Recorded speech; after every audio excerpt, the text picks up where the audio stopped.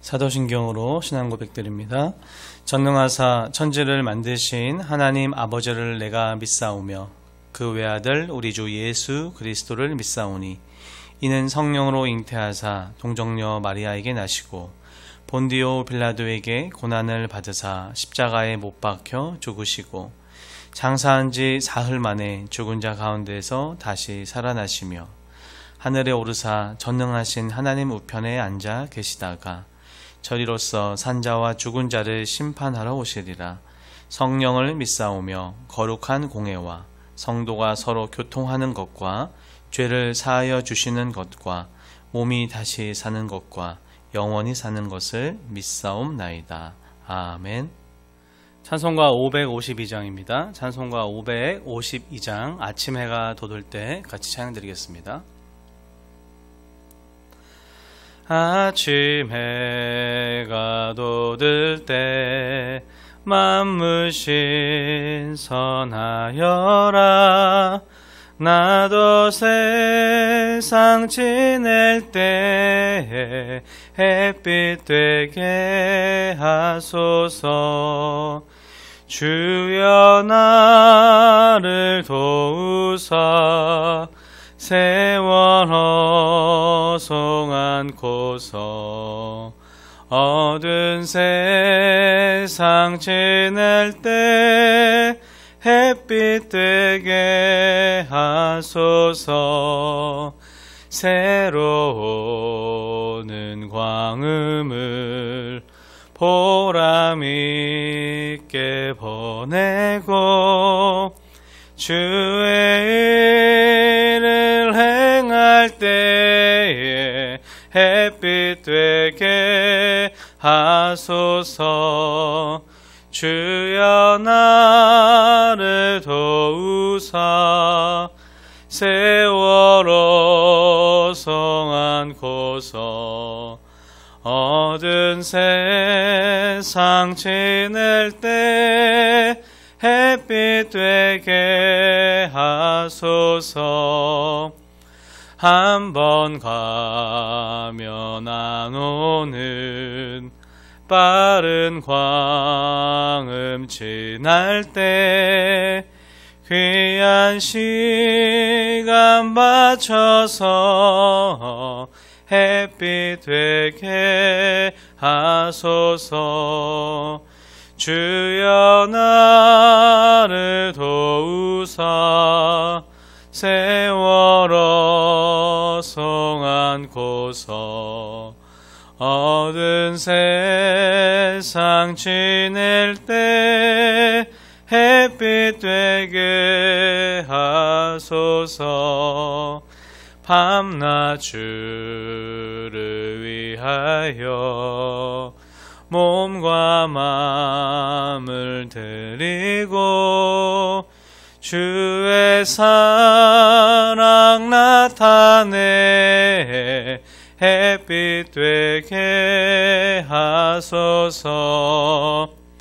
주여 나를 도우사 세월 허송 않고서 어두운 세상 지낼 때 햇빛 되게 하소서. 아멘.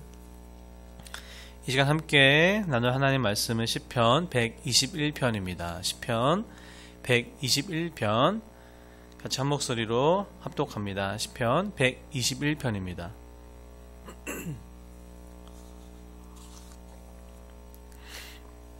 내가 산을 향하여 눈을 들리라. 나의 도움이 어디서 올까? 나의 도움은 천지를 지으신 여호와에게로소다. 여호와께서 너를 실족하지 아니하게 하시며 너를 지키시는 이가 졸지 아니하시리로다. 이스라엘을 지키시는 이는 졸지도 아니하시고 주무시지도 아니하시리로다. 여호와는 너를 지키시는 이시라. 여호와께서 내 오른쪽에서 내 그늘이 되시나니 낮에 해가 너를 상하게 하지 아니하며 밤에 달도 너를 해치지 아니하리로다. 여호와께서 너를 지켜 모든 환난을 면하게 하시며 또 내 영혼을 지키시리로다. 여호와께서 너의 출입을 지금부터 영원까지 지키시리로다. 아멘. 이 시간 함께 읽은 본문 말씀으로 나의 도움이신 하나님, 나의 도움이신 하나님이라는 제목으로 함께 말씀을 나누기 원합니다. 4월의 첫째 주 주일 아침입니다.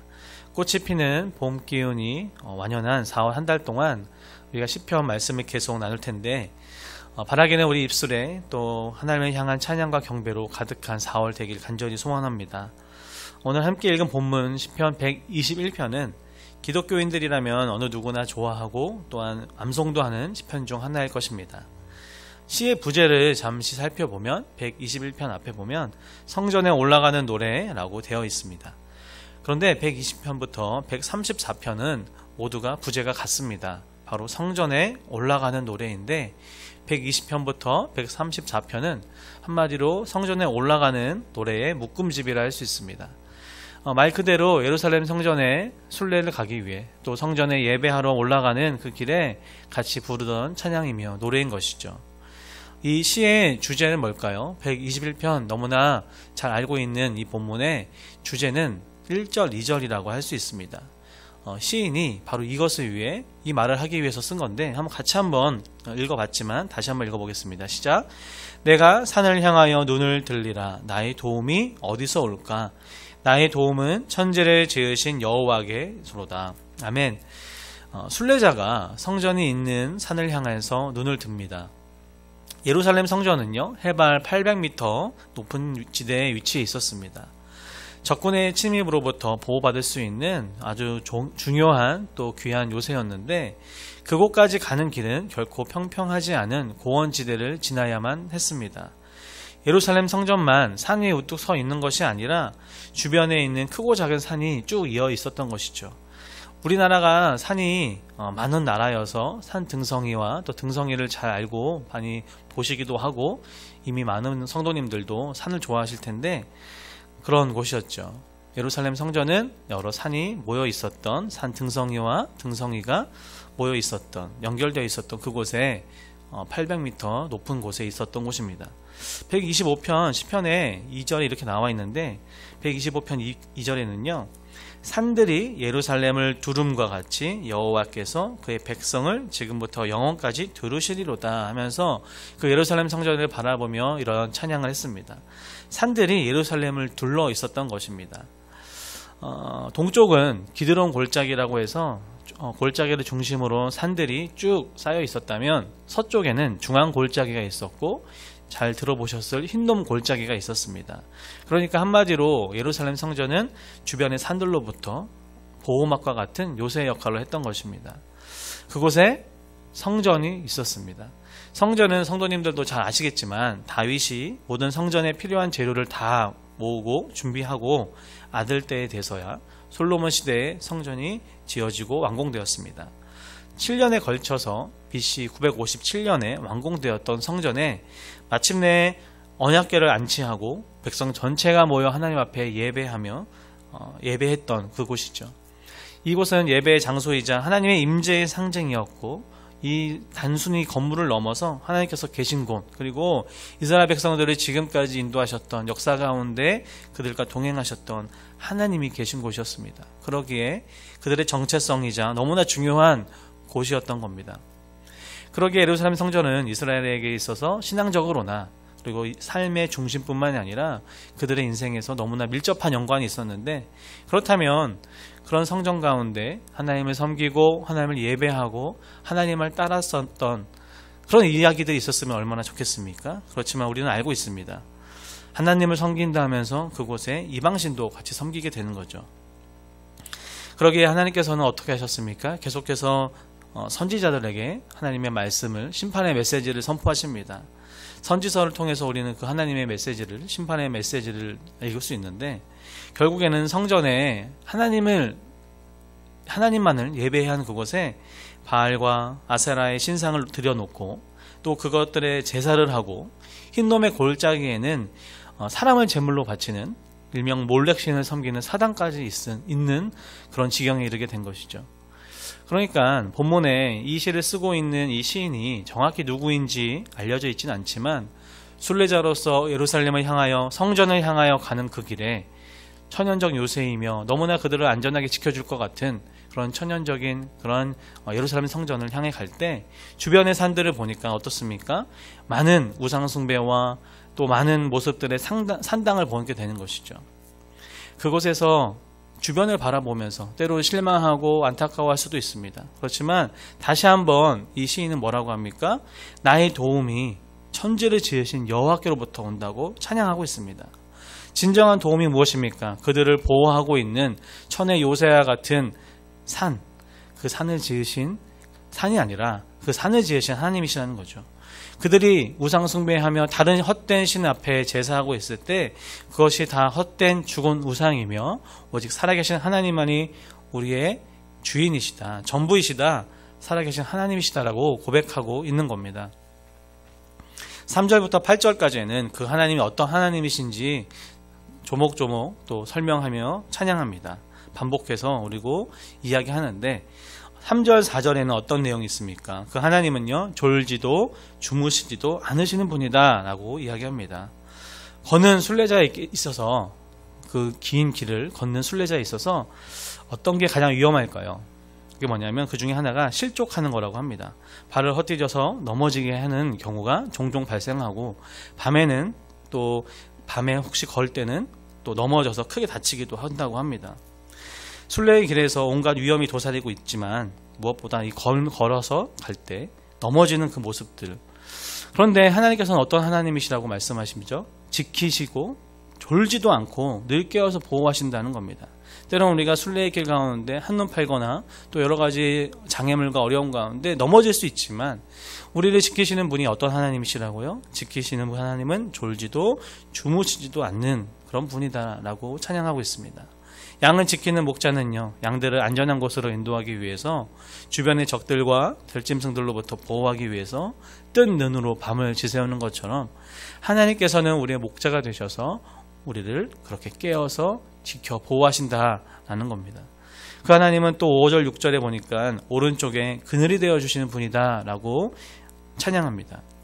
오른편은 마치 보호와 지원을 의미하는 것입니다. 오른편은 친구가 있는 곳이고 동맹군이 있는 장소이고 법정에서는 증인이 피고를 위해서 또 옹호하는 자리이기도 했습니다. 그렇게 하나님께서는 우리의 오른편에서 나에게 또 이 순례의 길을 걷고 있는 순례자들에게 그렇게 보호하신다, 도움을 주신다, 구름기둥과 불기둥으로 보호하셨고 인도하셨던 것처럼 그들을 인도하신다, 그런 하나님이시다라고 이야기하는 것이죠. 마지막으로 7절 8절에는 하나님께서는 출입을 지키시고 모든 환난을 명쾌하신다 라면서 찬양으로 이 시를 마치고 있습니다. 하나님은 모든 환난에서 보호하십니다. 지키십니다. 교회 다니면 또 예수님 믿으면 만사형통이나 또 모든 것이 다 잘 되는 것을 보장하지 않습니다. 하지만 하나님께서는 환난 가운데 우리와 함께 하시고 환난 자체를 피하게 해주시는 분은 아니지만 우리가 모든 환난 가운데서도 우리를 지켜주시는 분, 바로 그분이 우리의 하나님이시라는 거죠. 출입을 지키신다는 것은 나가고 돌아오는 것을 말하지만 그 이외에 우리의 일상생활, 우리의 삶 전체를 하나님께서 보호하신다는 의미가 있습니다. 그럼 하나님께서 언제까지 하신답니까? 지금부터 영원까지. 우리 하나님은 과거의 하나님이시고 현재 하나님이시고 미래의 하나님이신 겁니다. 말씀을 좀 정리하면서 마치려고 합니다. 4월이 시작이 됐습니다. 우리가 비록 또 코로나와 여러 가지 어려운 상황과 환경이 있지만 우리가 자연 만물을 보면서 창조주의 하나님 그리고 그 하나님의 신실하심을 또 찬양하는 귀한 4월이 되었으면 좋겠습니다. 오늘 찬양처럼 순례의 길에, 우리 인생의 길을 흔히 순례의 길이다 라고 이야기하는데 그 길에 우리가 정말 바라봐야 할 것이 무엇입니까?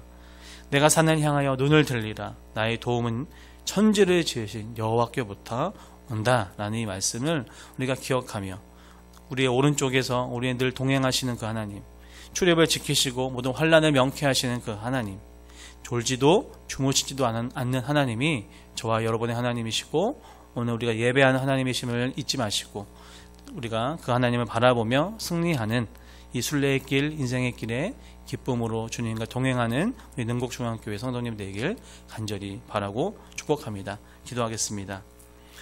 사랑의 하나님, 이 찬양이 이 시편 121편이 우리 삶의 고백이 되기 원합니다.